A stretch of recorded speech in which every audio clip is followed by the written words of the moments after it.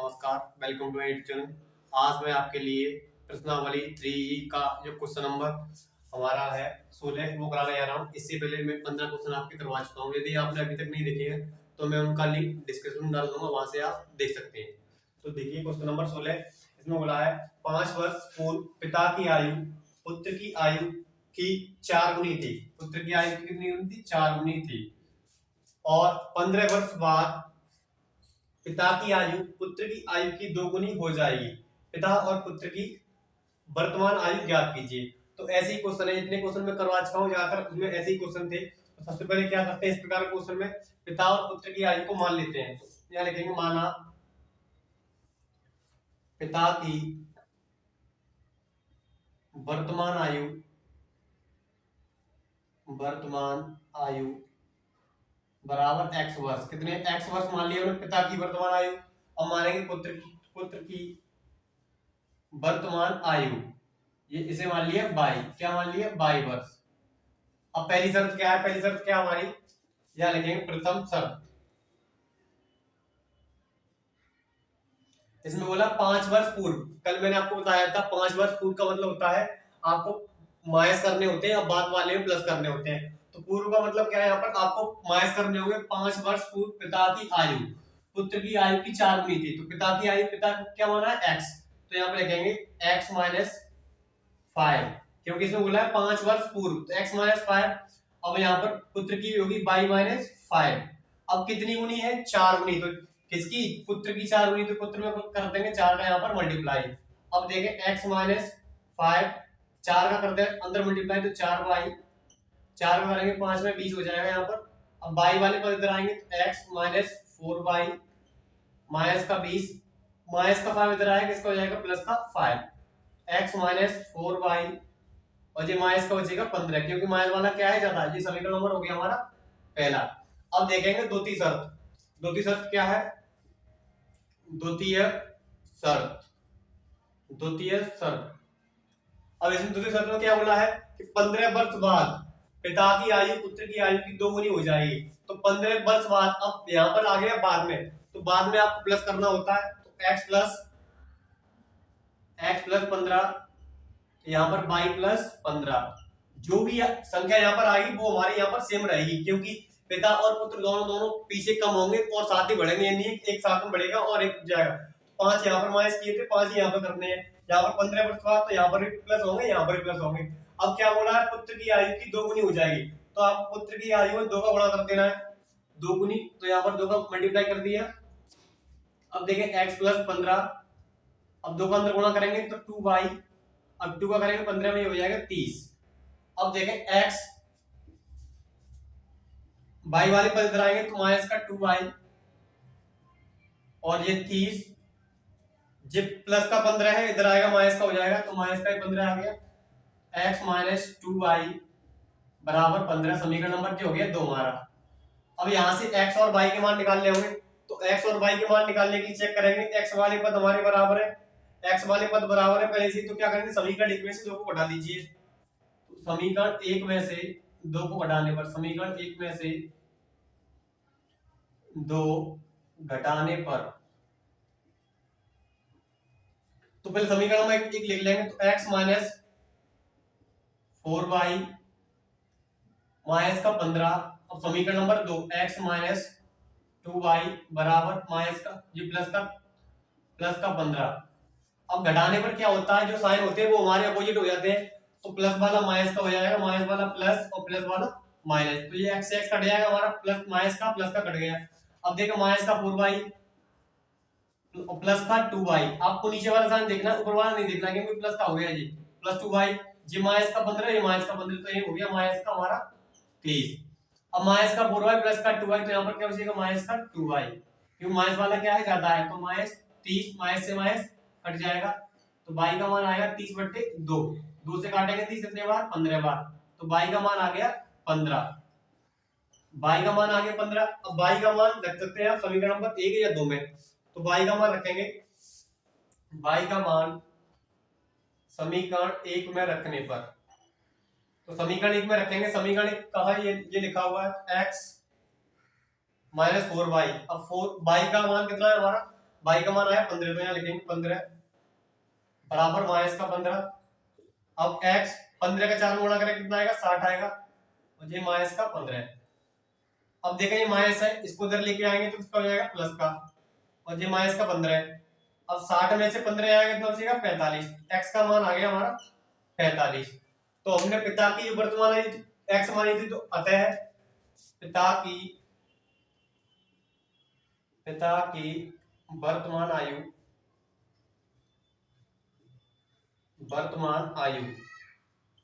x मानी तो कितनी हो जाएगी, 45 वर्ष। 45 वर्ष। और पुत्र की कितनी है, पुत्र को y माना था तो पुत्र की कितनी थी, 15। तो यहाँ पर हो जाएगा पुत्र की 15 वर्ष, क्योंकि हमने x माना था पिता की, तो x का मान हमारा आया 45, तो 45 वर्ष होगी पिता की वर्तमान आयु। और y को माना था पुत्र की वर्तमान आयु, तो ये y का मान आया 15। अतः पुत्र की वर्तमान आयु क्या हुई, 15 वर्ष। तो इस तरह से हमारा पहला क्वेश्चन कंप्लीट होता है। अब देखते हैं नेक्स्ट क्वेश्चन। इसमें बोला है दो संपूरक कोणों में बड़ा कोण छोटे कोण से 18 डिग्री अधिक है, उन्हें ज्ञात कीजिए। तो आपको बता दूं, दो संपूरक कोण वो होते हैं जिन दो कोणों का योग 180 होता है। तो इसमें बोला है जो बड़ा कोण है वो छोटे कोण से 18 डिग्री अधिक है, तो हमें उन दोनों कोणों को ज्ञात करना है। तो सबसे पहले हम यहाँ दो तरीके से इस क्वेश्चन को कर सकते हैं, एक्स वाई मान के कर सकते हैं और एक्स एक्स से भी हो सकता है। तो यहाँ पर एक्स वाई वाले करा रहा हूं तो आपको एक्स वाई तरीके से ही करवाऊंगा। तो यहाँ मान लेंगे, माना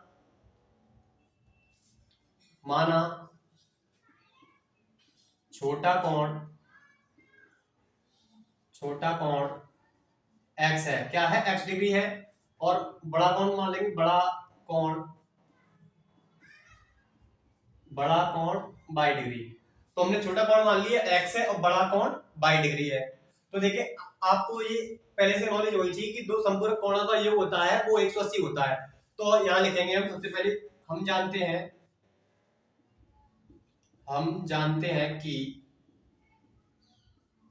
दो संपूरक कोणों का योग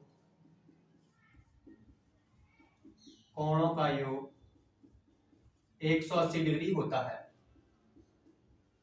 180 डिग्री होता है। अतः अब दोनों कोणों का योग 180 होता है, इसका मतलब जो छोटा होगा बड़ा होगा दोनों को जोड़ देंगे, उनका योग कितना होगा, 180। अतः x प्लस y बराबर 180 डिग्री। ये हो गया हमारा समीकरण नंबर पहला। अब देखें, अब उसमें क्या बोला है, प्रश्न में क्या बोला कि जो बड़ा कोण है वो छोटे कोण से 18 डिग्री अधिक है। तो यहाँ लिखेंगे प्रश्न अनुसार मतलब जो प्रश्न बोला गया उसके अनुसार क्या है, जो बड़ा कोण है, बड़ा कोण बराबर छोटा कोण प्लस। अब देखें इसमें क्या बोला, बड़ा कोण है वो छोटे कोण से कितना अधिक है, 18 डिग्री अधिक है। तो जब भी अधिक बोलता है तो प्लस लगाते हैं और कम बोलता है तो माइनस लगाते हैं। किससे, छोटे कोण से। तो छोटे कोण में कितना जोड़ देंगे, 18 डिग्री जोड़ देंगे। अब बड़े कोण को हमने क्या माना है, बाई, तो यहाँ पर क्या आ जाएगा, बाई। छोटे कोण को क्या माना है, एक्स, तो यहाँ पर आ जाएगा एक्स प्लस 18। ये समीकरण नंबर हो जाएगा हमारा 2। यहाँ से हमारे दो समीकरण आ गए। अब एक्स और वाई के मान निकालने हैं। अब देखेंगे समीकरण 1 व 2 से, तो ऐसा कर सकते हैं आप, इस x को इधर ले आए, x को इधर लेके आएंगे तो यहाँ पर हो जाएगा y माइनस एक्स बराबर 18। और इसे मान ले, अब मान ले समीकरण नंबर 2।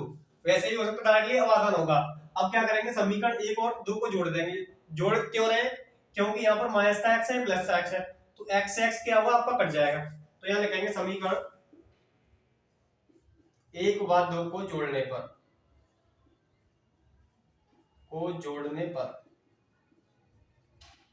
जोड़ेंगे तो यहाँ पर x प्लस, पहले इसको लिख लें, x प्लस बराबर 180 और ये y माइनस एक्स बराबर 18। जोड़ेंगे तो x से x कट जाएगा, y और y कितना हो जाएगा, 2y, क्योंकि जोड़ रहे हैं। अब ये 180 और 18 कितना होगा, 198। अब y का मान निकालेंगे यहाँ से, तो 198 बटे 2, काटेंगे इसको 9 बार, एक इधर आएगा, ये 9 बार। तो y का मान आ गया हमारा 99 डिग्री, 99 डिग्री।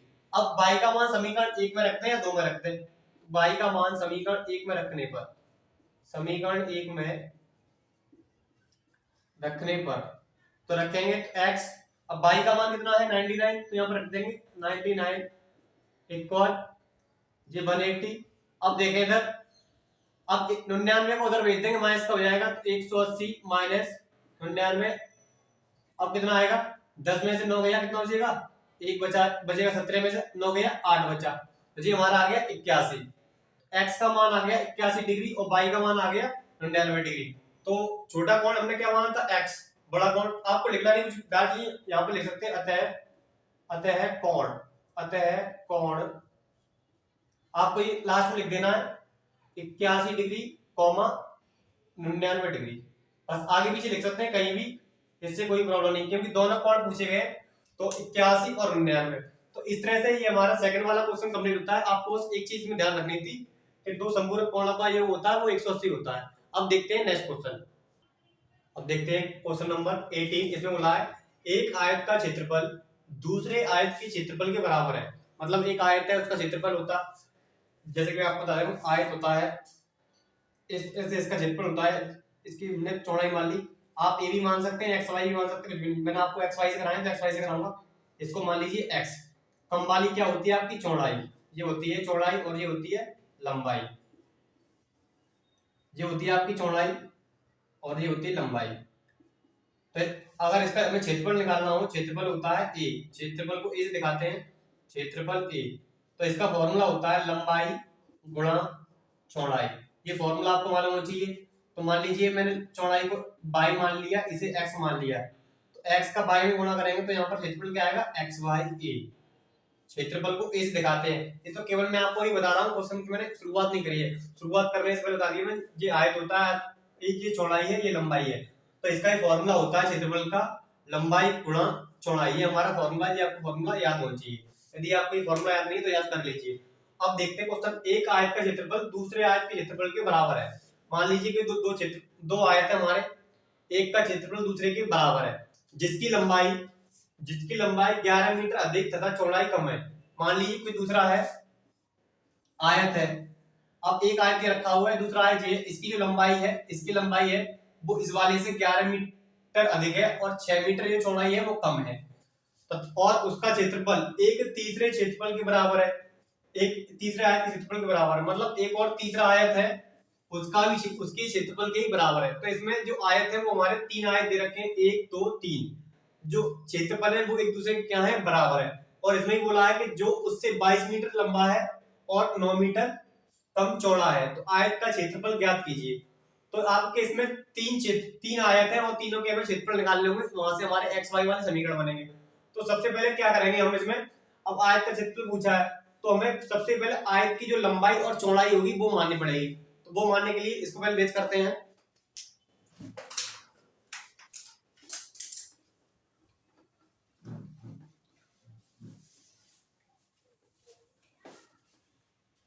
अब देखिए यहां लिखेंगे, माना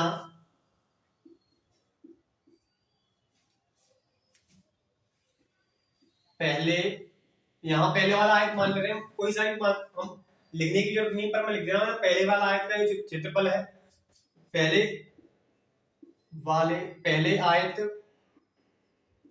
आयत की लंबाई, तो लंबाई चौड़ाई इसमें मान ले रहे हैं कि जो पहला वाला आयत है उसकी लंबाई है एक्स है, क्या है, एक्स मीटर है, कितनी है, एक्स मीटर, और पहले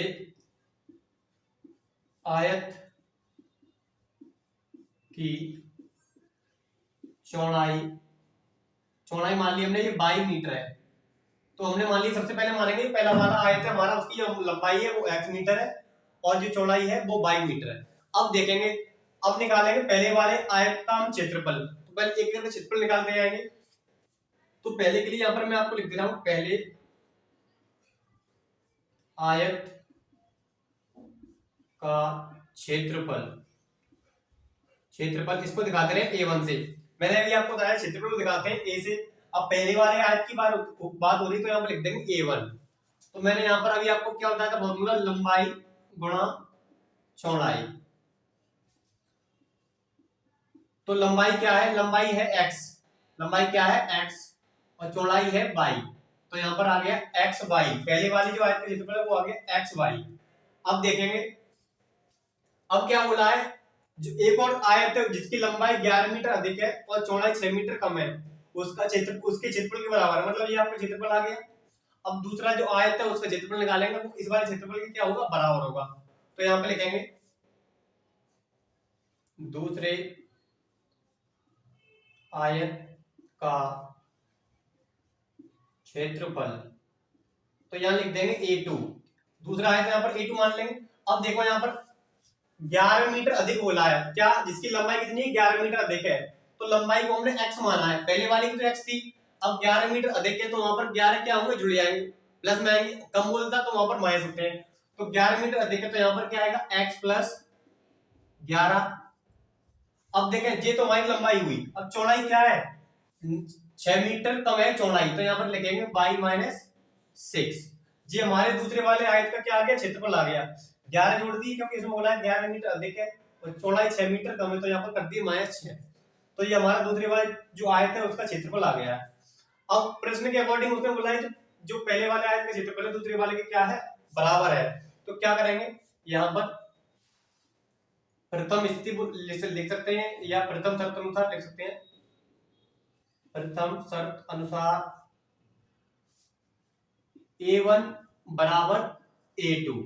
A1 बराबर A2 क्यों लिख रहे हैं, जो पहले वाला आयत का क्षेत्रफल था और दूसरे वाले आयत का क्षेत्रफल वो बराबर है, इस तरह से आप हिंदी में लिख सकते हैं, पहले वाले आयत का क्षेत्रफल बराबर दूसरे वाले आयत का क्षेत्रफल। तो A1, अब A1 क्या था हमारा, x y, और A2 क्या है, x प्लस 11 y माइनस 6। तो ये हमारा A1 क्या था हमारा x y, A2 क्या है, x प्लस 11 और y माइनस 6। तो पहले आयत का क्षेत्रफल दूसरे आयत के क्षेत्रफल के बराबर है।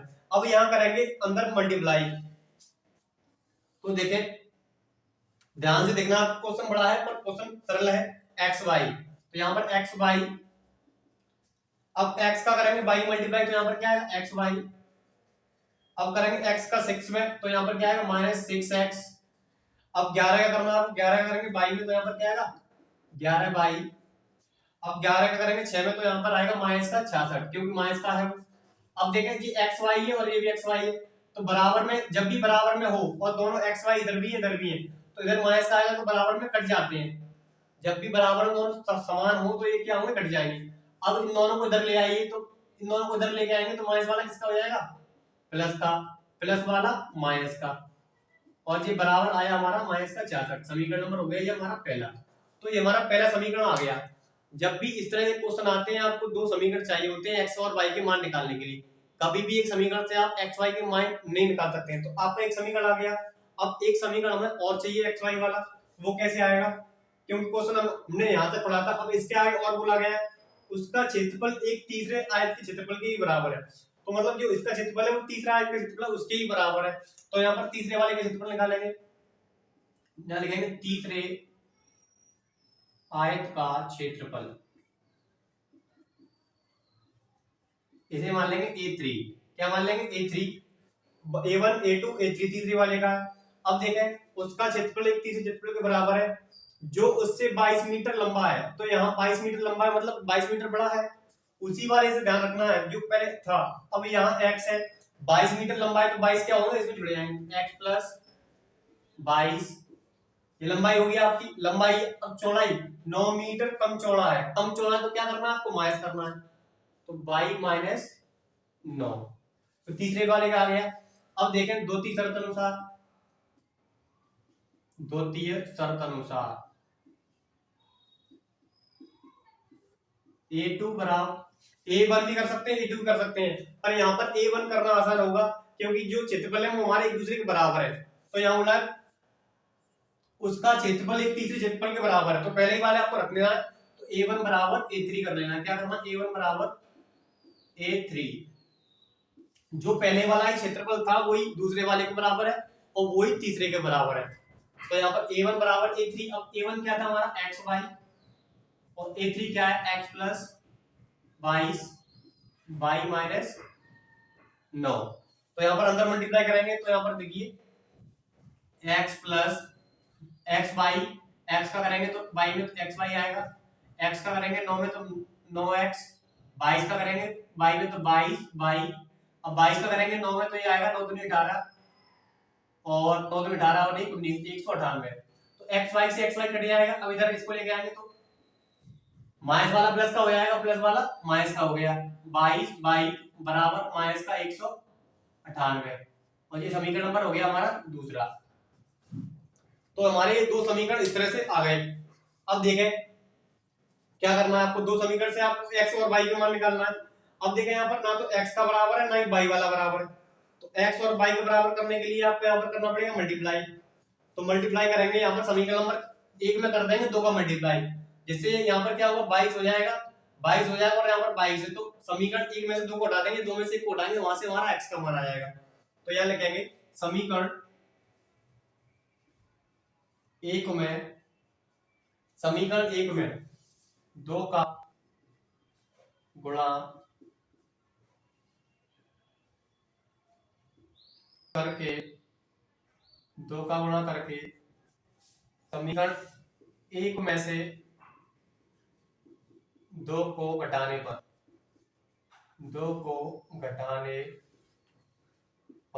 तो पहले 1 में 2 का करेंगे मल्टीप्लाई, क्यों समीकरण 1 में 2 को गुणा करने पर, तो इसमें 2 का मल्टीप्लाई करेंगे तो ये हमारा 6 है, यहाँ पर कितना हो जाएगा 12। अब 2 का करेंगे इसमें तो 11 दूनी 22 22, अब 2 का इसमें भी हो जाएगा तो कितना होगा 132 हो गया। अब देखें क्या कर रहे हैं, समीकरण 1 में से 2 को हटाने पर, तो 2 ये लिखा हुआ है, इसको हटाएंगे तो 9x माइनस का 22 बाई बराबर माइनस का 198। घटाने पर क्या होता है, हमारे चिन्ह जो माइनस के प्लस के हो जाएंगे, प्लस वाले माइनस के, तो माइनस का हो जाएगा ये माइनस का प्लस और ये माइनस का प्लस। अब देखें जी प्लस का माइनस का कट जाएगा, 12 में से 9 जाएगा कितना हो जाएगा 3x। अब देख 198 प्लस का है और ये माइनस के, इसमें से ये घट जाएंगे, 8 में से हो गया 6, 19 में से 13 आएगा, ये बचेगा 6। तो यहाँ x का मान निकालेंगे तो 66/3, 3 से काटेंगे 66 कितने बार 22 बार, x का मान आ गया हमारा 22। अब x का मान आपका 22 आ गया, आपको y का और मान चाहिए, तो यहाँ लिखेंगे x का मान समीकरण 1 में रखने पर, समीकरण 1 में या 2 में कहीं भी रख सकते हैं, आपका समान कोई बात नहीं, दोनों का मान समान आएगा। तो समीकरण 1 में रखेंगे तो यहाँ पर क्या लिखा है 6x, तो यहाँ पर 6x लिखा है, 6x का मान कितना हमारा 22 लिखेंगे, यहाँ माइनस 11 बाई बराबर माइनस का 66। अब देखें 6 का इसमें मल्टीप्लाई कर देंगे तो ये कितना आएगा 132 आएगा, कितना आएगा 132 माइनस का 11 बाई और ये माइनस का 66। देखिए माइनस का 11 बाई, अब ये प्लस का इधर आएगा, x का हो जाएगा माइनस का हो जाएगा ये भी, तो माइनस का 132 माइनस का 11 बाई, दोनों माइनस के आपको जुड़ जाएंगे तो कितने होंगे 198 हो जाएगा, कितना होगा 198, दोनों माइनस से माइनस कट जाएगा, बाई का मान आएगा 198/11, 11 से इसमें भाग देंगे तो आएगा 1 बार, 8 इधर आया 8 बार, तो इस तरह से बाई का मान आ गया 18। कितना आया बाई का मान आ गया आपका 18। अब देखो हमारे पास x और y दोनों के मान आ गए, हमसे क्या पूछा गया है आयत का क्षेत्रफल, तो आयत का क्षेत्रफल आपको पहले वाला ही निकालना है क्योंकि तीनों बराबर ही है, तो अब पहला दूसरा कोई सा निकाल लीजिए, पहला वाला निकालना आसान होगा। तो पहला वाला क्या है a1 बराबर कितना था xy, क्षेत्रफल a1 कितना था xy, तो यहाँ पर लिख सकते हैं आप आयत का क्षेत्रफल, तो यहाँ पर लिखते हैं आयत का अतः लिखते हैं अतः आयत का क्षेत्रफल